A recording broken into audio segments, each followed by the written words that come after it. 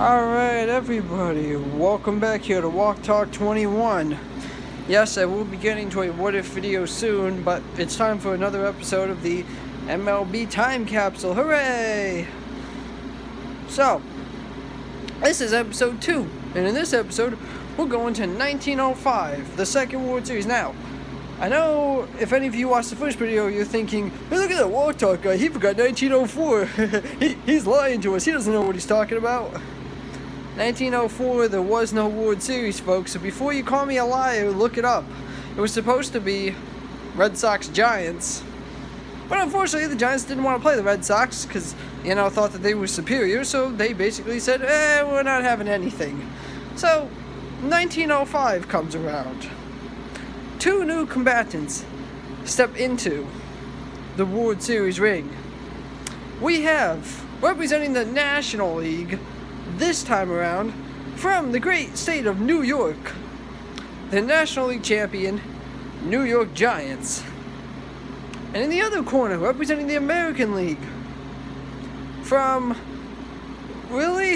Pennsylvania again? Another Pennsylvania team, this time from Philadelphia, the Athletics. Oh no, but look at the bright side of Pennsylvania, you have a chance to redeem yourself from the first World Series, which the Pirates got slapped around by the Red Sox. Do the Athletics win? We'll just have to wait and see. Now, this is one of the most boring World Series you'll ever watch if there was video of it. Guys, we're 2 World Series in. Come on, we can do better than this. 1905. A year where Theodore Roosevelt was still president. The Great Depression had not yet occurred. And, wait for it, the Chicago Cubs still have not won a World Series. Ha, take that, you Cub fans. You thought I was going to say the Cubs won something, right? Nope. So, this year, the New York Giants look to reverse the fortunes of the National League. After the Pittsburgh Pirates had lost to the Red Sox, and also looking at the overall tally, Red Sox lead right now with 1 World Series, everybody else has none. So, 1905 was one of the most boringest World Series you will ever watch. Every game was a shutout. Now what that means is, when the winning team won, the other team scored 0 runs. It was the first game of a traditional 7-game series. The first one was they were going to do 11 games, and for some reason they stopped it.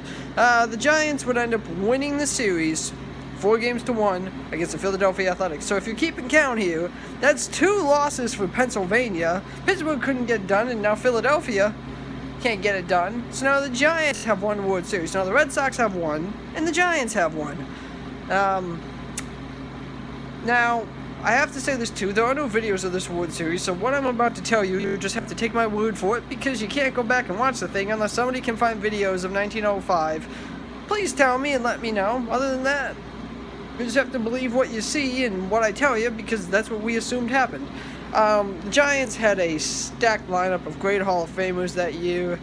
They had a pitcher who may seem familiar to some people named Christy Mathewson, who was a great pitcher. They also had Joe McGinnity and Red Ames, who were 3 Hall of Famers. This Giants pitching staff was loaded with 20-game winners. All 3 of those guys had won at least 20 games that year. They also had somebody else who was hitting, who I know of, Roger Brejnahan, who was just a feared hitter back then. He could do it all. He was like the modern day incarnation of probably what you consider maybe like a Johnny Bench or Joe Morgan of sorts, which is 70s, but I still call that modern.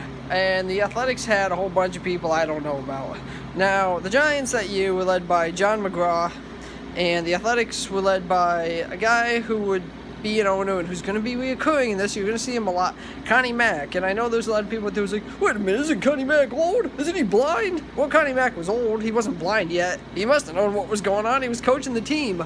The Philadelphia Athletics are a team you're going to see in the series when they play. They go up and down. They win, and then they have bad years.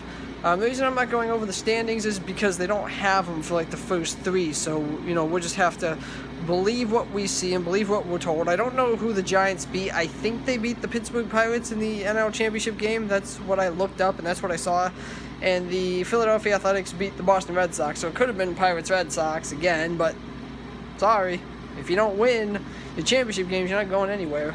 The Giants had their way with the Athletics.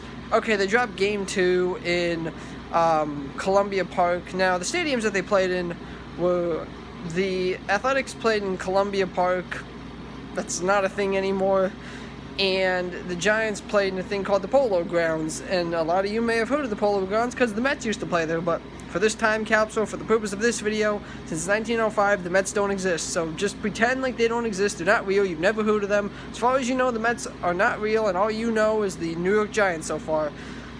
So, Giants, like I said, had their way with it. It was probably a snooze fest of a World Series, I would think, because again, every game was a shutout. Giants won Game 1, like 3-0. Philadelphia won Game 2, 3-0. Giants won Game 3, like 9-0. And then Game 4 was 1-0, and then the other one was 2-0. And, you know, like I said, this is the second World Series in. Why are we having shutouts for? You know, the Athletics that you had a whole bunch of players. I don't know who any of these guys are because I've never heard of them.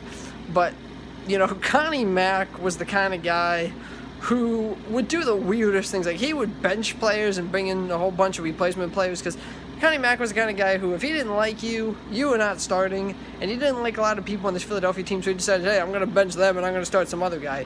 John McGraw, I don't know his managing staff. I never met the guy. Okay, cut me a break. I didn't meet John McGraw and Connie Mack. I don't know how they were, you know. I know you people are like, whoa, look at this guy starting to teach us baseball. Yeah, but I wasn't around in 1905, so I can't teach you things about people I don't know. But from what I heard, Connie Mack was not well liked, so he must have sucked. You're going to see that too with these early World Series. I really can't talk about a lot because there's no videos, and you know, there's nothing really I can talk about because I don't know what went on. Other than Game 3 of 1905 when the Giants just murdered Philadelphia. The game took about an hour and like an hour and 25 minutes. But the Giants just massacred them, scored 9 runs, and Christy Mathewson won 3 of those games. He started one game on 2 days rest, which now is unheard of. Back then, it was common, because I guess that the MLB was very, very different back then. But 1905, like I said, boring World Series, and the Giants conquer the Athletics. So if you're keeping track, 2 losses for Pennsylvania. Giants get 1, and the Red Sox get 1. So that's it for this episode.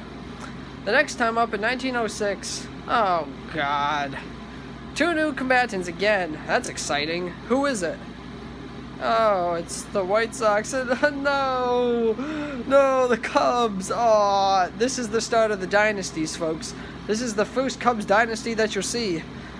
And the first Subway Series before the Yankees were making it cool to play the Mets. Be sure to subscribe to Walk Talk 21 for new videos every day. Next episode, 1906 World Series. The Chicago Cubs. And the Chicago White Sox. But I will say this to you. The Cubs may or may not win. You just have to wait and see. So folks, I'll see you next time. Thanks for watching.